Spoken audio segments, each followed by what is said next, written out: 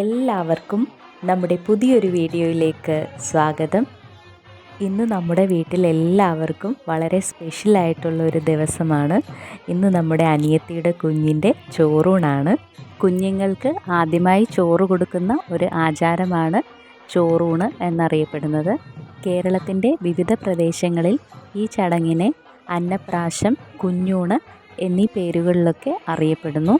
ജനനത്തിന് ശേഷം 149 ദിവസങ്ങൾ കഴിഞ്ഞു വരുന്ന 32 ദിവസങ്ങൾക്കിടയിലെ ശുഭമുഹൂർത്തത്തിലാണ് ഈ ചടങ്ങ് നടത്തപ്പെടുന്നത്. വീട്ടിലോ ക്ഷേത്രത്തിലോ വെച്ച് ഈ ചടങ്ങ് നടത്തുന്നു. നമ്മുടെ കുഞ്ഞുവാവയെ നമ്മൾ വീട്ടിൽ വിളിക്കുന്നത് തമ്പൂട്ടൻ എന്നാണ്. അമ്പലപ്പുഴ ശ്രീകൃഷ്ണസ്വാമി ക്ഷേത്രത്തിൽ വെച്ചായിരുന്നു നമ്മുടെ തമ്പൂട്ടൻ്റെ ചോറൂണ്. രാവിലെ കുളിപ്പിച്ച് പുതിയ വസ്ത്രം അണിയിപ്പിച്ചാണ് കുട്ടികളെ ഈ ചടങ്ങിന് ഇരുത്തുക.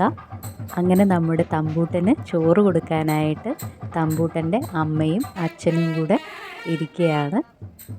ക്ഷേത്രത്തിൽ വെച്ച് നമ്മൾ ഈ ചടങ്ങ് നടത്തുമ്പോൾ കുട്ടികൾക്ക് നിവേദിച്ച ചോറും പായസവും ഒക്കെയാണ് കൊടുക്കാറ്.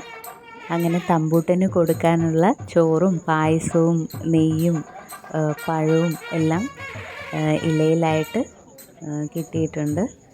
അങ്ങനെ നമ്മുടെ തമ്പൂട്ടൻ്റെ അച്ഛൻ ആദ്യമായിട്ട് ചോറ് കൊടുത്തു. എല്ലാം ഒന്ന് തൊട്ട് കുട്ടിയുടെ നാക്കിൽ വെച്ച് കൊടുക്കത്തേ ഉള്ളൂ.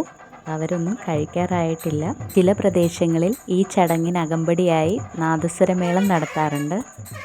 തമ്പൂട്ടൻ്റെ അമ്മയും തമ്പൂട്ടന് ചോറ് കൊടുത്തു. അതിനുശേഷം നമ്മുടെ വീട്ടിലുള്ളവരും ബന്ധുക്കളുമൊക്കെ തമ്പൂട്ടന് ചോറ് വായിലിങ്ങനെ തൊട്ട് കൊടുത്തു. നമുക്കെല്ലാവർക്കും വളരെയധികം സന്തോഷമുള്ളതും അതുപോലെ തന്നെ നമ്മുടെ ജീവിതത്തിൽ മറക്കാനാവാത്ത ഒരു നിമിഷം കൂടിയായിരുന്നു തമ്പൂട്ടൻ്റെ ചോറൂണ്. അങ്ങനെ നമ്മളും തമ്പൂട്ടന് തൊട്ട് കൊടുത്തു. തമ്പൂട്ടനാണെങ്കിൽ ഉറങ്ങുന്ന ഒരു സമയമാണ് രാവിലെയുള്ള ഈ ഒരു സമയം. അതുകൊണ്ട് തന്നെ തമ്പൂട്ടന് നല്ല ഉറക്കം വരുന്നുണ്ടായിരുന്നു. അടുത്തതായി നമ്മുടെ തമ്പൂട്ടന് ഒരു തുലാഭാരം ഉണ്ടായിരുന്നു. നേന്ത്രക്കൊല കൊണ്ടുള്ള തുലാഭാരമായിരുന്നു. അപ്പോൾ നമ്മൾ അടുത്തതായിട്ട് തുലാഭാരം തൂക്കുന്നതിനായിട്ട് പോയി. അങ്ങനെ തുലാഭാരം നടത്തുന്ന ചടങ്ങിനായിട്ട് അവർ തുലാഭാരം തൂക്കുന്ന ആ തട്ടിലേക്ക് ഒരു പുതിയ വെള്ള തോർത്ത് വിരിച്ചിട്ടുണ്ട്.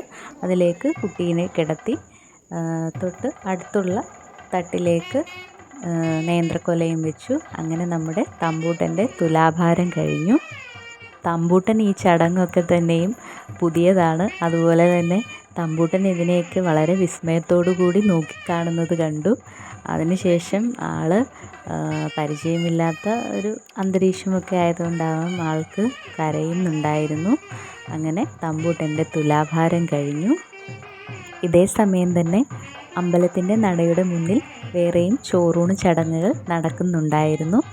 അതിനുശേഷം നമ്മളുടെ തമ്പൂട്ടനും തമ്പൂട്ടൻ്റെ അമ്മയും അച്ഛനും എല്ലാം ആയിട്ട് കുറച്ച് ഫോട്ടോസും അങ്ങനെയുള്ള കാര്യങ്ങളൊക്കെ എടുത്തു. അമ്പലത്തിലെ നാദസ്വര മേളത്തെക്കുറിച്ച് പറയാൻ വാക്കുകളില്ല, അത്രയും മനോഹരമായിരുന്നു. നാദസ്വരമേളം മാത്രം ആസ്വദിച്ചുകൊണ്ടിരിക്കുന്ന ഒട്ടനവധി ആളുകളെ നമ്മളവിടെ കാണുകയുണ്ടായി. അത്ര മനോഹരമായിരുന്നു വായന.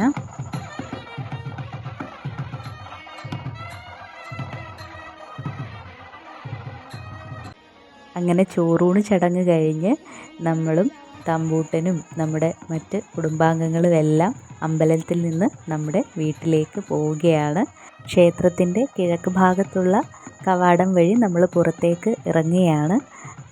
അടുത്ത മഴ വരുന്നുണ്ട്. അപ്പം നമ്മളൊക്കെ അതിന് മുന്നേ വീട്ടിലെത്തണം. അങ്ങനെ ചടങ്ങൊക്കെ കഴിഞ്ഞ് വീട്ടിലെത്തിയ ശേഷം നമ്മൾ പെട്ടെന്നൊരു ഊണുണ്ടാക്കി. ഊണിന് നമുക്ക് കഴിക്കാൻ പപ്പടവും ഉണക്കച്ചെമ്മീൻ ചമ്മന്തിയും വെണ്ടയ്ക്ക മെഴുക്കുവരട്ടിയും ഉണങ്ങിയ മാങ്ങ അച്ചാറും അതുപോലെ തന്നെ മോരുകറിയുമാണ് ഉണ്ടായിരുന്നത്. അങ്ങനെ നമ്മൾ ഇതൊക്കെ കൂട്ടി ഊണൊക്കെ കഴിച്ചു. അപ്പം നമ്മുടെ കൂടെ ഒരാൾ മടിയിൽ കയറി ഇരിക്കുകയാണ്.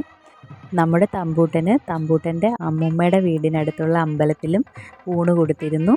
നമ്മുടെ അച്ഛനാണ് തമ്പൂട്ടനിവിടെ ഊണ് കൊടുത്തത്. അമ്പലപ്പുഴയ്ക്ക് അടുത്തുള്ള പായൽക്കുളങ്ങര ശ്രീദേവി ക്ഷേത്രമാണിത്. അങ്ങനെ നമ്മുടെ തമ്പൂട്ടൻ്റെ ചോറൂണ് നമുക്ക് പുതിയൊരു അനുഭവമായിരുന്നു. നമുക്ക് ജീവിതത്തിൽ അവിസ്മരണീയമായ ഒരു നിമിഷമാണ് ഈ ചടങ്ങ് സമ്മാനിച്ചത്. അപ്പോൾ പുതിയൊരു വീഡിയോയുമായി വീണ്ടും കാണുന്നത് വരെ എല്ലാവർക്കും നമസ്കാരം.